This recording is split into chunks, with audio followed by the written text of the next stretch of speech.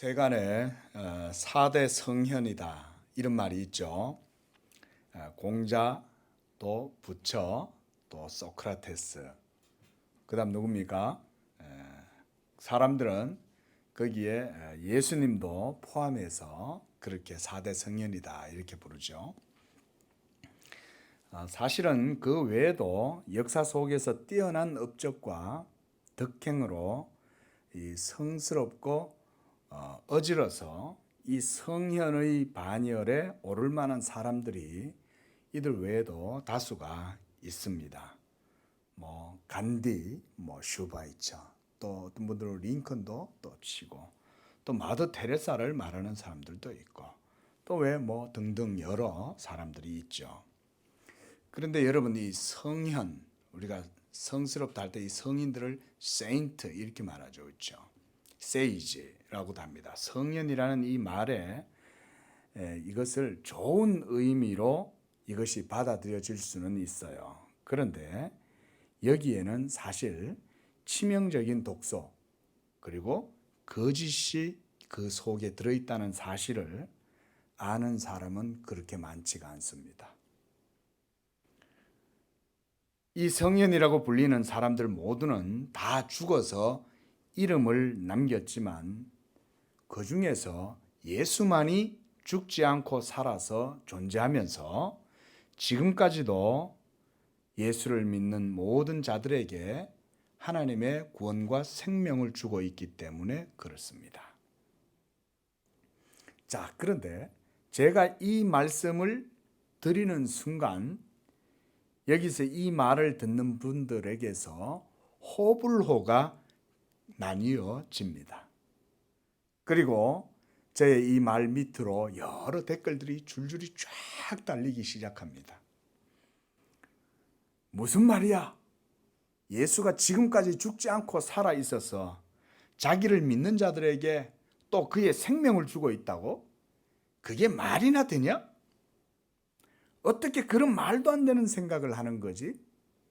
예수도 그냥 우리와 같은 사람이잖아.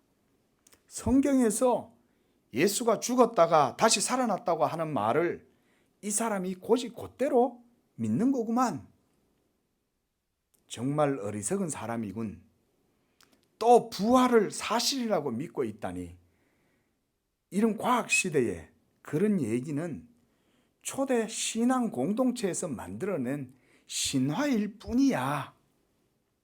그러면서 또 어떤 분은 그 밑에다가 친절하게 이런 답글도 써놓았습니다. 저기요, 예수님이 살아있다는 말은 육체적으로나 물리적으로 살아있다는 말이 아니고요.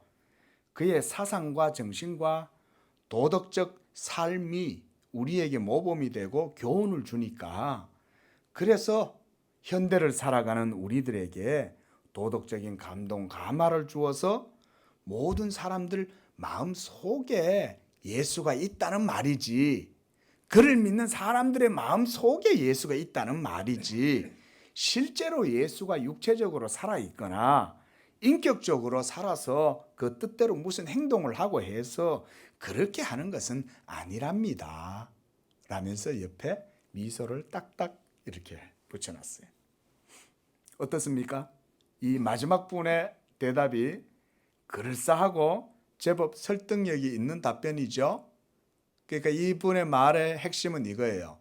예수는 죽었지만 그의 모든 가르침과 교훈들과 그리고 그의 행한 모든 삶의 모범이 우리에게 도덕적인 감화를 주어서 우리의 마음속에 남아있다 이 얘기지. 실제로는 예수는 죽었다 이 말인 거예요. 그럴듯해 보이는 말 아닙니까? 그래서 사람들은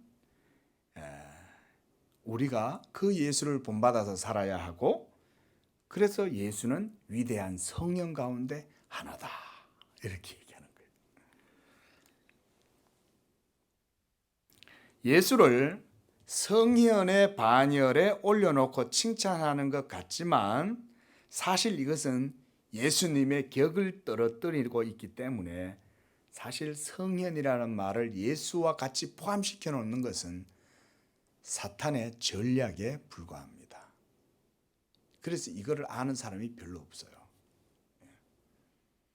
오늘 본문에서 주님이 자신을 하늘로부터 내려온 떡이다 라고 말씀했을 때 이 유대인들이 예수님에 대해서 수군거렸다고 41절에 요한은 기록해 놓고 있어요.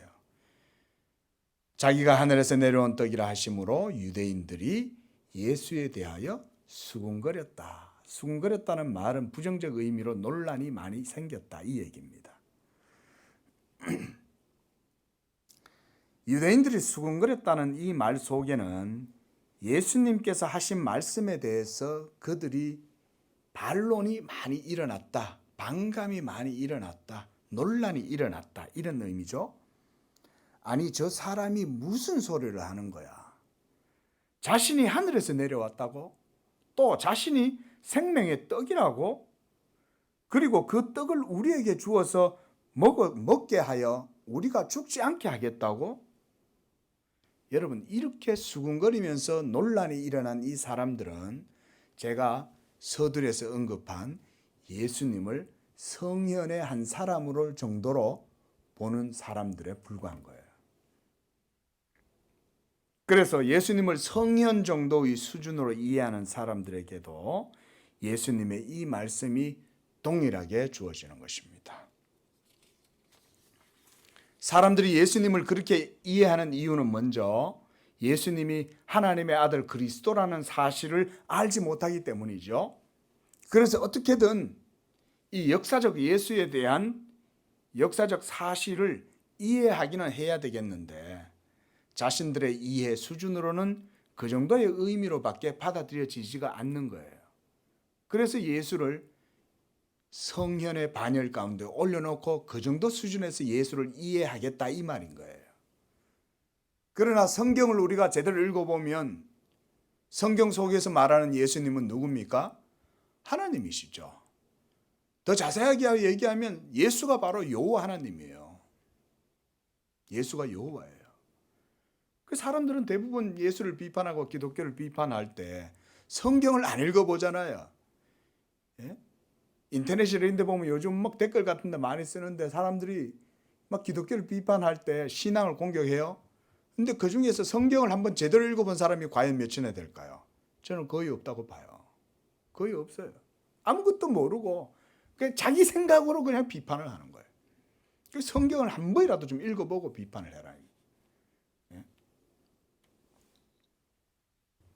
그러나 분명히 예수가 2000년 전에 역사적으로 존재했고 실존 인물이었고 그리고 예수의 모든 삶과 가르침들이 교회들을 통해 가지고 계속해서 사도들을 통해서 전달이 되어져 왔고 그래서 성경이 이제 만들어지고 그렇게 해서 성경을 통해서 오늘날까지 기독교가 유지가 됐는데 그 모든 과정들 속에 여러분 하나님의 섭리가 있다는 것을 우리는 성경을 통해서 알 수가 있어요. 그런데 예수가 누구인가 하는 이 본질적인 답변은 하나님께로부터 가르침을 받은 사람만이 얻을 수가 있다고 주님이 오늘 말씀해요. 바로 여기에서 예수 그리스도의 존재가 사람들에게 미스터리로 수수께끼적인 인물로 남게 된 이유가 여기에 있어요. 45절 말씀에 보니까 하나님의 가르침을 받는다 이런 표현이 나옵니다. 선지자의 글에 그들이 다 하나님의 가르침을 받으리라. 하나님의 가르치심을 받는다. 이 말씀은 뭐냐면 성령의 내적인 가르침을 말해요. 하나님의 성령이 하나님의 택하신 자들 속에서 증거하셔서 하나님의 메시아 그리스도를 알아볼 수 있는 지식을 주신다 이 얘기예요. 놀라운 기적적인 일이죠. 성령께서 하나님의 택하신 사람들 속에 그래서 인치심과 보증으로 역사하심으로 예수에 대한 믿음이 확실하고 예수에 대한 믿음을 통해서 그가 하나님의 아들이요 메시아라는 것에 대한 확신을 가질 수 있도록 진리의 영이 역사하신다는 거예요.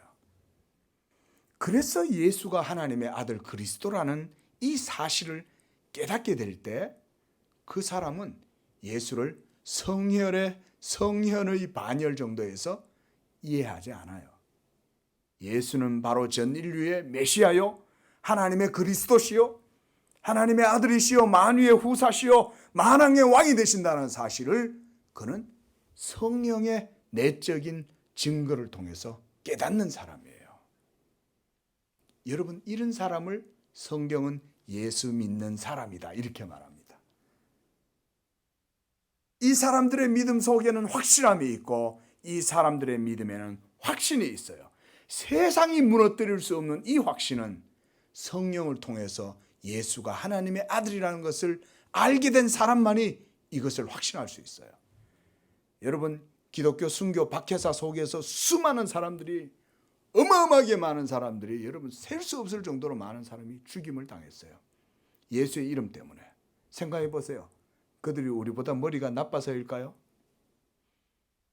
그들이 무식해서일까요? 그들이 맹신주의자였을까요? 아니에요. 그들은 사회 지도층도 있었고 귀족들도 있었습니다. 학식이 많은 사람들도 많습니다. 오늘날도 마찬가지지만 여러분, 예수 믿는 사람들이라고 해서 다 열렬한 맹신주의자들만 있는 게 아니에요.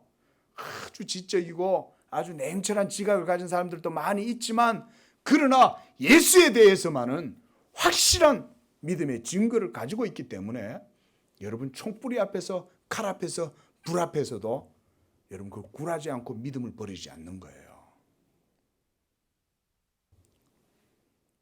마태복음 16장 15절에 주님은 제자들에게 이렇게 말씀하셨어요. 너희는 나를 누구라 하느냐?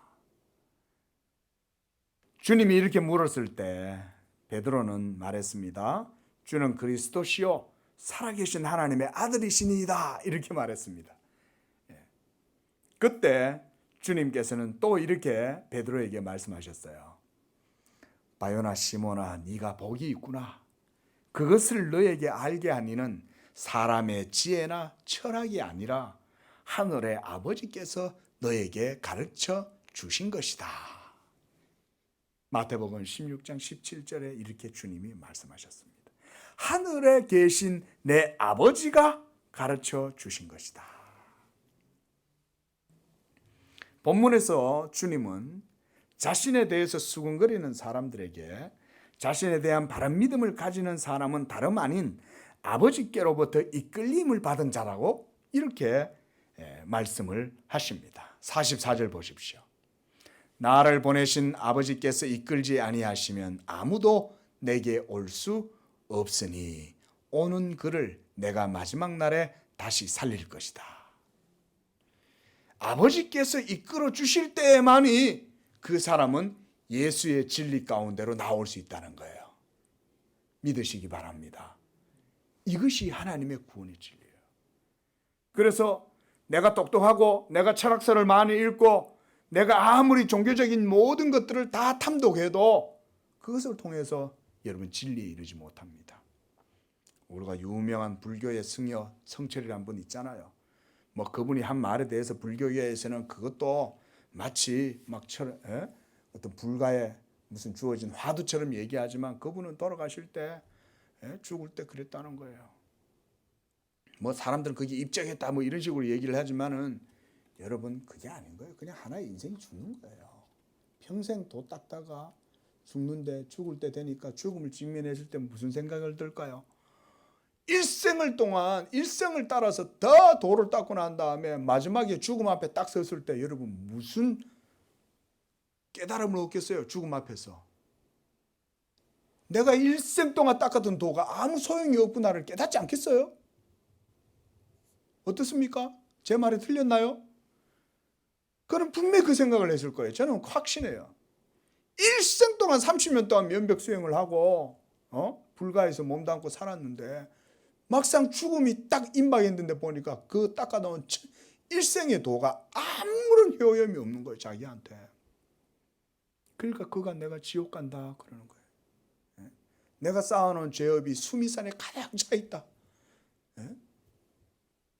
그 말은 여러분 결국 자기 때문에 많은 불자들이 성철을 따라가지고 그렇죠 도 닦는다고 그러다가 예수 진리는 못 듣고 그냥 죽는 거잖아요. 그러나 하늘의 아버지께서 기뻐하는 자들, 하나님의 이끌리심을 받는 자들, 은혜 베푸시고자 하는 자들에게 예수가 하나님의 아들 그리스도라는 것을 알게 된다고 주님이 말씀하시는 거예요. 자, 여러분, 본문에서 유대인들이 예수님에 대해 수군거렸다라고 하는 이 말을 우리가 두 측면에서 좀 볼 수가 있어요. 첫째 측면은 뭐냐면 그가 요셉과 마리아의 아들이라는 것을 유대인들이 알고 있었다는 거예요. 둘째로는 예수님의 존재와 기원에 대해서 그들이 몰랐기 때문입니다. 먼저 그들은 오늘 본문 말씀의 42절에 보면 이는 요셉의 아들 예수가 아니냐? 우리가 그 부모를 다 알고 있는데 그가 지금 어찌하여 자신을 하늘에서 내려왔다고 하지? 라고 이렇게 말하는 거예요.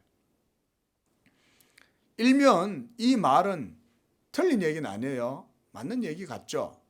예수가 요셉과 마리아의 아들이고 우리가 그가 자라난 과정을 다 보았는데 저거 어찌하여 자신을 하늘에서 내려왔다고 하느냐? 이런 질문 던지는 것 자체가 이상하진 않아요. 그런데 여러분, 예수님에 대한 근원적인 문제, 본질적인 문제로 우리가 들어가면 그들의 이 생각이 얼마나 얕고 그리고 비상적인 것인가 하는 것을 알 수가 있습니다. 그들이 예수를 아는 것은 단지 육신적인 눈으로만 볼 뿐이에요. 2000년 전에 나사렛에서 살았던 그 예수, 목수쟁이 예수, 그 예수를, 요셉의 아들 예수를 육신적인 것으로만 이해를 한 거예요. 그래서 자신들의 눈앞에서 예수가 온갖 놀라운 기적을 행하고, 그래서 오병이어의 기적을 행하고, 그리고 물로 포도주를 만들고 귀신을 쫓아내고 온갖 능력을 행할 때에도 그들은 그 기적의 본질과 그 교훈이 자신들의 이 막혀있는 육신적인 이 눈, 그 이상을 넘어서서 하늘의 참된 진리와 생명에 관한 것임을 깨닫지를 못했던 거예요. 지금 기적이 막 일어난다고 생각해 보세요, 여러분. 예를 들어서 하나님께서 예수님을 보내서 지금 여러분 우리 가운데 막 기적을 행하는 거예요. 절름발이가 날 때부터 막 이렇게 다리를 저는 사람이 불구가 막 치료를 받고 정신병이 사로잡혀 있었던 것 같은데 알고 보니 귀신에 사로잡혀가지고 막 그러고 있었고, 온갖 각색 병으로 고통하는 사람들이 막 예수님의 말씀을 듣고 예수님한테 왔더니 막 다 병이 낫는 거예요. 자, 그러면 사람들은 무슨 생각을 해야 될까요? 저분이 누구일까? 이 질문 해봐야 되지 않겠어요? 그렇죠? 저 사람은 나사렛의 요셉의 아들 목수 예수 아니냐? 근데 저가 어떻게 해서 저런 기적을 행하는 거지? 라는 퀘스천 마크를 이거를 이렇게 떠올려야 될 거 아니에요. 그런데 그걸 생각을 못하고 있는 거예요. 자, 어떻습니까? 말씀드렸듯이 예수에 대한 그들의 판단과 생각은 매우 비상적인 것이죠. 예? 이런 놀라운 일들을 행하는 것을 봤을 때는 우리가 생각했던 예수가 아닌가 보다라고 생각을 해야지, 우리가 생각하는 예수는 목수인데 요셉의 아들인데 하늘에서 내려왔다고 하네? 이상한 말을 하네? 이렇게 생각하는 게 바르냐 이거예요. 여러분, 어떤 게 더 바른 생각이에요? 여러분, 우리도 마찬가지입니다. 여러분, 우리가 진리를 믿는다고 할 때에 여러분들이 믿는 진리라고 하는 것, 여러분들이 예수님을 믿는다고 할 때에 그 예수에 대해서 여러분들 관심을 얼마나 가지고 있는지 잘 생각해 보셔야 됩니다. 교회를 평생 다녀도 교회는 다니는데 예수님은 모르고 다니는 거예요. 그런 일 있을 수 있습니다. 충분히 있습니다. 이 유대인들의 우음의 무지함, 마음의 어두움이 여러분 속에 없다고 생각하면 안 됩니다. 똑같습니다. 2000년 전의 사람들이나 지금의 사람들이나 영적인 수준은요 똑같아요. 똑같아요. 과학적인 지식은 좀 더 좋아졌을 수는 있어요. 그런데 그거조차도 육적인 지식이니까 영혼의 생명을 얻는 지식과는 전혀 상관없어요. 그렇죠? 영혼의 생명을 얻기 위해서는 예수를 알아야 되는데, 여러분, 우리의 모든 마음의 눈은 육신적인 것에 모두 다 집착하고 매여 있어서 그 이상의 것을, 영적인 것을 하나님께 속한 것을 볼 수 있는 그런 안목이 우리한테는 많이 부족해요. 그래서 하나님께서 우리에게 주시는 은혜와 신령한 진리들의 교훈들조차 헛된 육적인 가치로 전락시켜버려요. 그래서 복음을 왜곡시켜버리는 경우가 오늘날도 허다합니다. 그래서요, 여러분, 참되고 순수한 복음의 진리를 듣기가 어느 시대고 간에 쉬운 일은 아니에요. 그 책들을 읽어보면요, 중세든 고대든 다 그렇게 말해요. 요즘 교인들은 다 그렇게 말해요. 요즘 교인들. 저도 요즘 우리나라 신앙이 중세시대 때도 꽤나 다 중세의 유명한 개혁 신학자들도 다 그렇게 말을 하는 거예요. 요즘 신앙인들이, 또 그들의 후예인 청교도들도 또 그렇게 말해요. 또 18세기도 그렇게 말하고 19세기의 청교도의 후예들이라고 자랑하는 사람들, 자부하는 사람들도 그렇게 말해요. 그 얘기는 뭡니까? 모든 시대를 다 봐도 보편적으로 사람들 모두는 다 진리에 대해서는 거리가 멀다는 거예요. 여러분, 그래서요, 사람들이 진리를 믿지 않고 모두 다 쏠려가지고 사람들 귀에 입 빨린 소리, 귀에 달콤한 소리, 그런 소리만 여러분 쫓아다니는 거를, 여러분 그걸 이상하게 생각하지 마세요. 개척교회 안 된다, 하나님의 말씀을 전해서 그것 때문에 안 된다 그러면은 그게 이상한 일인 거예요. 그러나 하나님의 말씀을 온전히 전했는데 그것 때문에 교회가 잘 안 되는 거는 제가 볼 땐 그렇게 이상한 일은 아니에요. 이제 코로나 때문에 얼마 전에 어떤 목사님이 전화를 해가지고 위로를 해주시는 거예요. 근데 여러분, 코로나 때문에 이 전도를 못하는 문제 때문에 지금 좀 그러긴 하지만, 이제 우리가 나가서 복음 전도를 해보면 이게 이제 이 세대의 영적인 분위기가 이제 다 드러나는 거예요. 뭐 코로나 때문에 죽어가고 이런 상황에서 제가 이렇게 말씀을 드리면 자칫 사람들한테 참 자칫 지탄을 받을 수도 있지만은, 우리가 하나님의 섭리 속에서는요, 하나님은 머리털 하나까지 다 세시는 분이라고 우리가 고백하잖아요. 그렇죠? 그런데 여러분, 이 코로나로 인해서 전 세계가 팬데믹 때문에 모두 다 죽어가고 막 이런 상황인데, 여러분 이것이 어떻게 우연하게 되겠어요? 하나님의 섭리가 없이 참새 한 마리도 여러분 그냥 땅에 떨어지지 않는다 그랬거든요. 우리가 그걸 믿는다면 하나님께서 이 모든 일들 가운데에서도 섭리하시고 주관하신다는 사실을 믿는 거예요. 저는 그래서 하나님께서 이런 팬데믹 현상들을 통해서 현대인들, 물질 문명에 사로잡히고 물신 숭배를 하고 인간의 지혜에 도취되어져 있는 이 인류에게 하나님이 교만하지 말라는 교훈을 주신다고 저는 봐요. 목회자의 한 사람으로서. 여러분, 사람들이 아프면 죄 안 짓습니다. 사람들이 공고하면 죄 안 짓고 심지어 이혼도 안 합니다. 이혼 왜 하냐? 배불러서 이혼하는 거예요. 나도 먹고 살만하고 너도 먹고 살만하고 서로 짐지지 말자. 그런데 서로 아프면 서로 부둥켜 안는 거예요. 서로 추우니까 부둥켜 안고 서로 의지가 되는 거예요. 예? 여러분, 우리 인생들 별거 없어요. 아프고 힘들고 괴로우면 하나님 찾고 그게 당연한 건데, 조금만 살만하면 다 교만해가 자기 잘난 줄 알고 사는 게 인생들이잖아요. 여러분, 복음은 그래서 많은 사람들에게 다 열려있지 않습니다. 복음은 오직 하나님의 은혜로 택하심을 입은 자들에게 주시는 특별한 은혜예요. 이것을 오늘 본문이 말씀하고 있는 거예요. 그래서 참된 복음의 진리를 사람들이 혐오하고 인간적이고 세속적 가치와 정신에 물든 가짜 복음, 사이비 복음, 이런 것을 진짜인 것으로 사람들이 착각하는 게 이상한 일이 아니에요. 이 영적으로 깊이 있는 신앙생활을 해보면 이 사실을 여러분들이 마주치게 됩니다.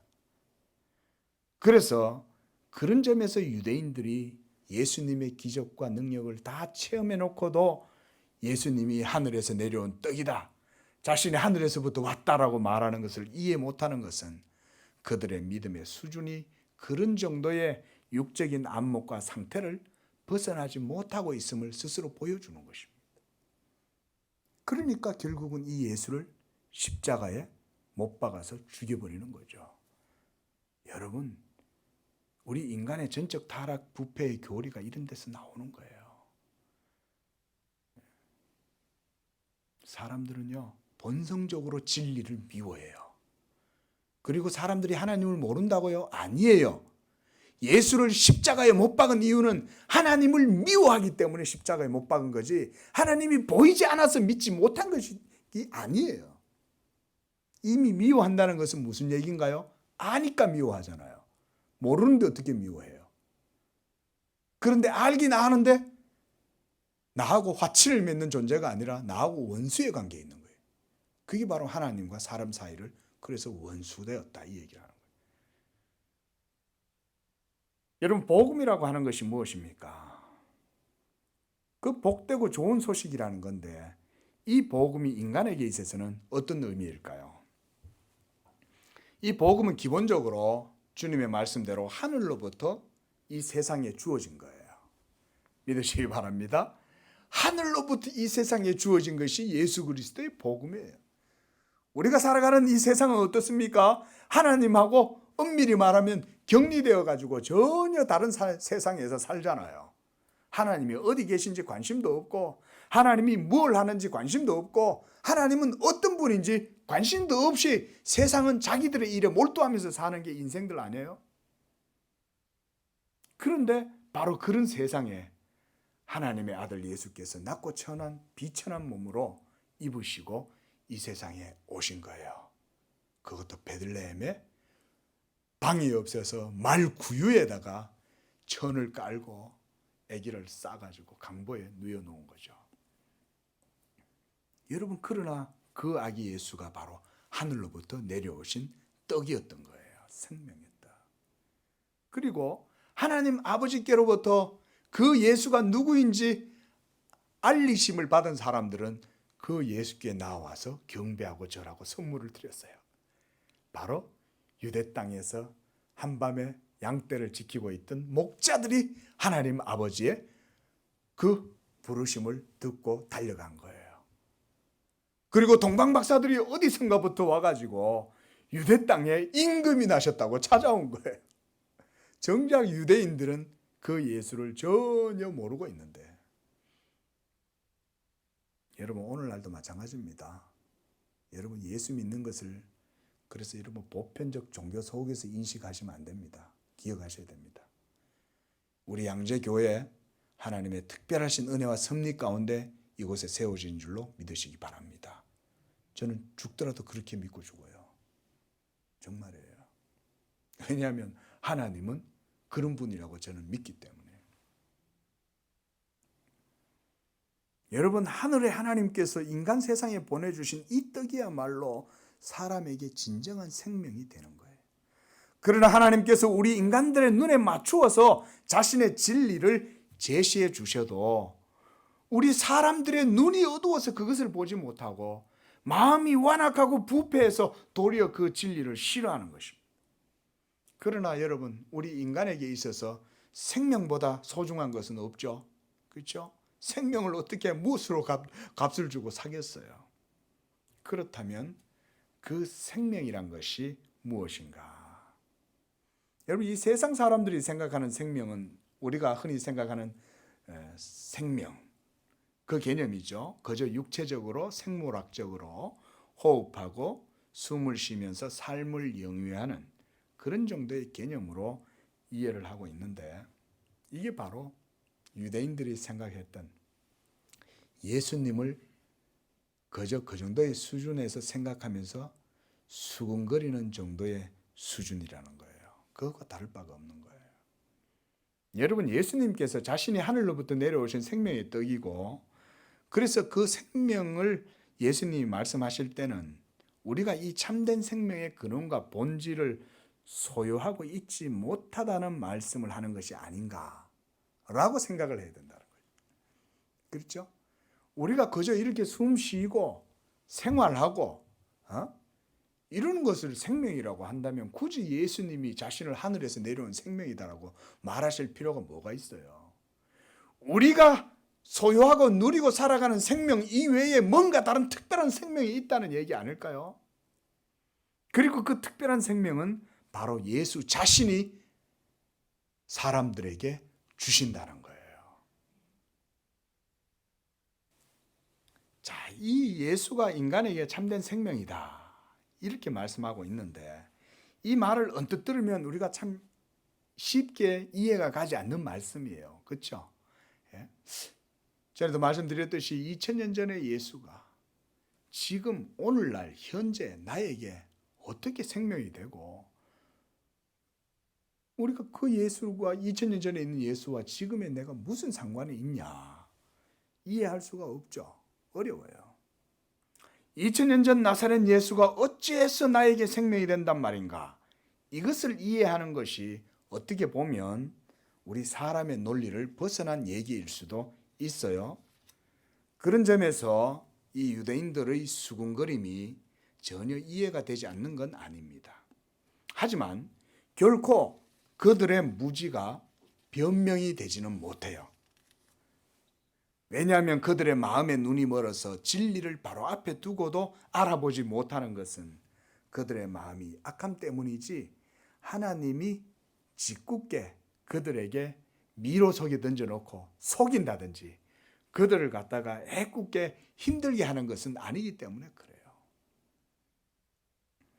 예수가 인간에게 생명이라고 하는 말은 예수님 자신이 하나님께로부터 오신 하나님의 말씀이라는 말입니다. 이것이 예수님께서 그들에게 말씀하고자 한 핵심적인 주제예요. 내가 하늘로부터 온 생명의 말씀이다 라는 말씀을 주님이 하시는 겁니다.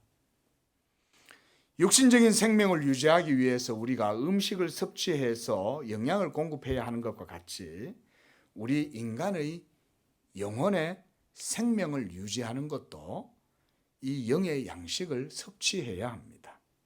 무엇보다 영혼의 양식은 이 육의 양식처럼 썩거나 벌레가 일어나는 그런 것이 아니라 영원히 변치 않는 유일한 진리, 그 자체가 바로 우리 영혼의 생명인 하나님의 말씀입니다. 믿으시기 바랍니다. 이 진리가 인간 영혼의 생명을 주고 의롭게 하고 기쁘게 하고 여러분을 행복하게 할 뿐만 아니라 여러분들로 하여금 영원히 죽지 않게 하는, 영생하는 능력을 갖게 하는 거예요. 그래서 오늘 예수님께서 뭐라고 말씀하시냐면 마지막 날에 나를 믿는 그를 다시 살리리라, 이렇게 말씀하셨어요. 이게 여러분 중요한 말씀이에요. 마지막 날에 다시 살린다는 이 말은 뭘까요? 예수의 부활의 생명을 얘기하는 거죠. 그렇죠? 마지막 날에 우리 모두는 다 부활하잖아요. 죽은 사람들도 다시금 부활하지만 만약 주님이 오늘이라도 오신다면 우리는 죽지 않는 이 상태 그대로 부활의 몸으로 다시 변화됩니다, 여러분. 그러니까 이미 죽은 자들이나 현재 살아있는 사람들이나 여러분 이 육체적인 생물학적인 죽음 자체가 하나님 나라의 현존에서는 별로 의미가 없는 거예요. 죽어 있어도 죽은 자요, 살아있는 자도 죽은 자인 거예요. 예? 동시에 예수 믿는 자들은 죽어 있어도 죽은 자가 아니요, 예수 믿는 자들은 지금 살아있다 해도 그 살아있음이 영적으로 살아있다면 그들은 죽은 자가 아니라 산 자들이라는 것입니다. 그러니까 예수님이 마지막 날에 내가 그를 다시 살리리라. 온 만물의 마지막이 이루어질 때 예수의 부활의 생명이 온 세계 가운데 하나님의 하늘의 새 예루살렘 성으로 이 땅에 임하는 거예요. 예수의 몸이. 그래서 그 예수의 몸이 온 세계 가운데 부활의 능력으로 임하면 그를 믿는 자들 모두가 예수와 같은 그 부활의 몸에 참여하는 거예요. 그래서 여러분 우리가 아담으로부터 물려받은 이 죄악된 타락된 몸을 버리고 예수 그리스도로 말미암는 새 생명의 몸을 덧입는 겁니다. 그래서 여러분 우리의 신앙은 부활 신앙인 거예요. 마지막 날에 내가 그를 다시 살리리라. 예수님이 오늘 이 말씀을 계속 반복하시는 거예요. 생명은 하나님만이 주실 수가 있어요.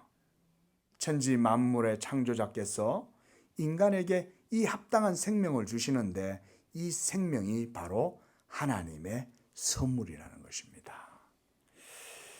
자, 저는 여기서요, 우리가 요한복음 강의이기 때문에 잠깐만 신학적인 사색도 좀 해보았어요. 천지 만물의 창조도 사실상 하나님의 은혜로 이루어진 겁니다. 그리고 하나님의 선하심과 거룩하심과 영광스러움 때문에 이 모든 세계가 창조된 거예요.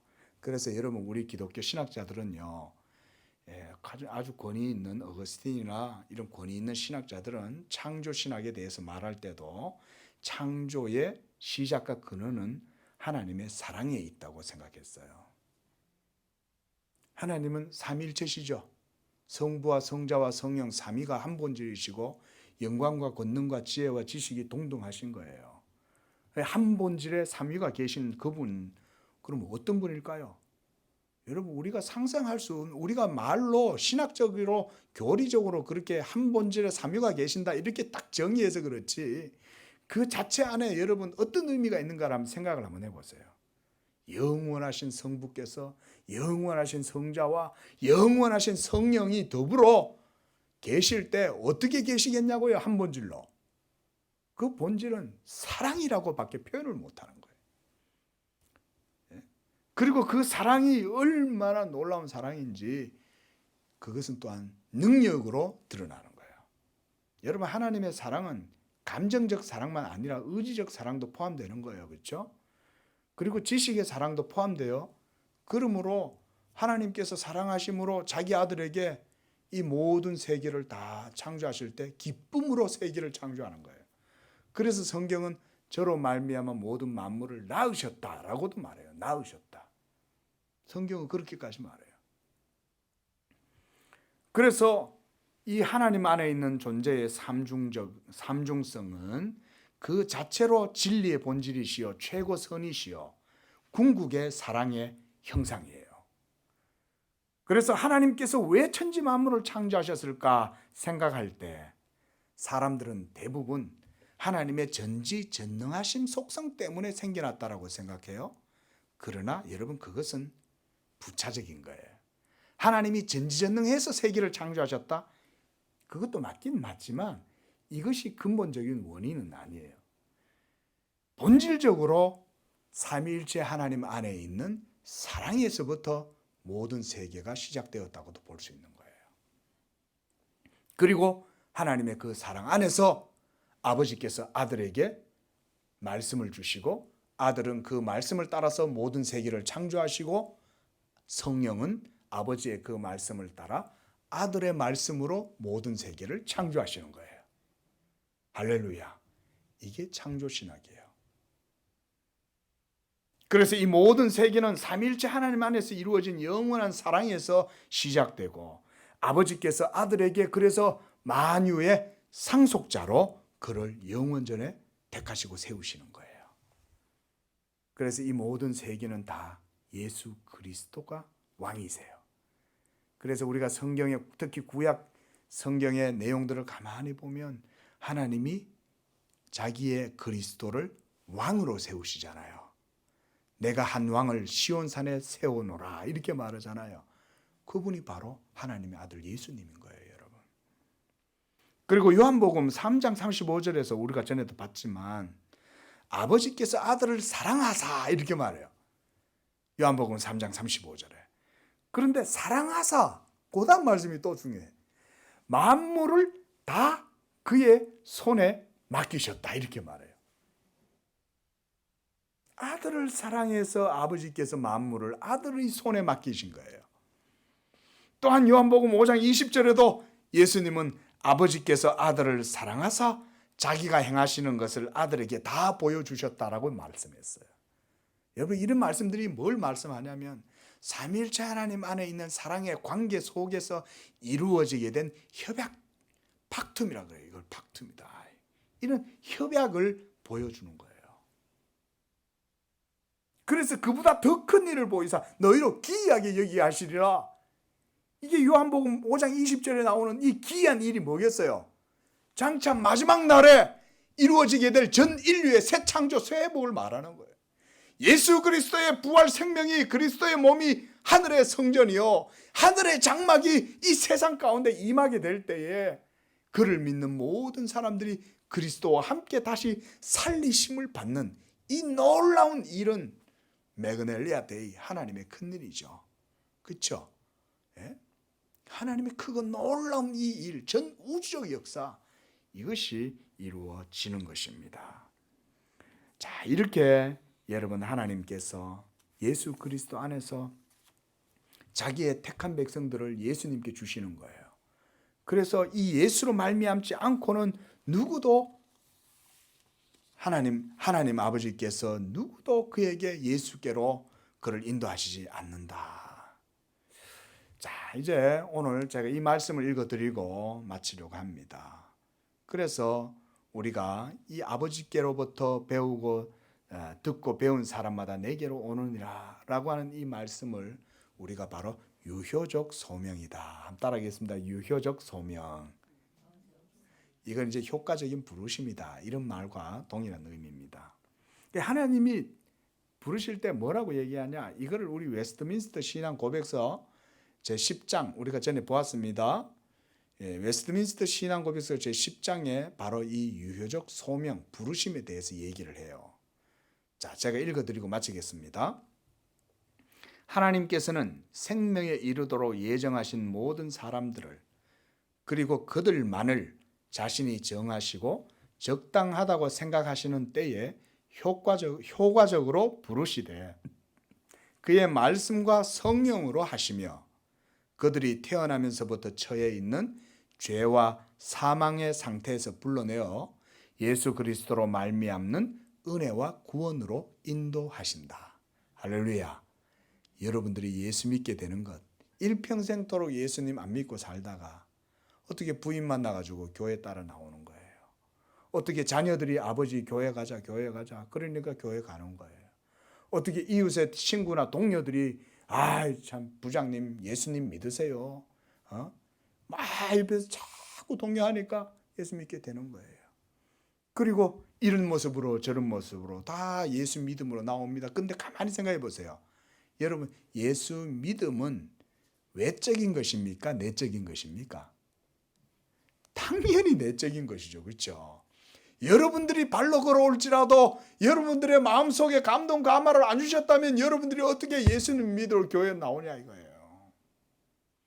그 모든 것 배후에 하나님의 말씀과 성령의 역사 그리고 하나님의 택하심이 있는 거예요. 기도하겠습니다.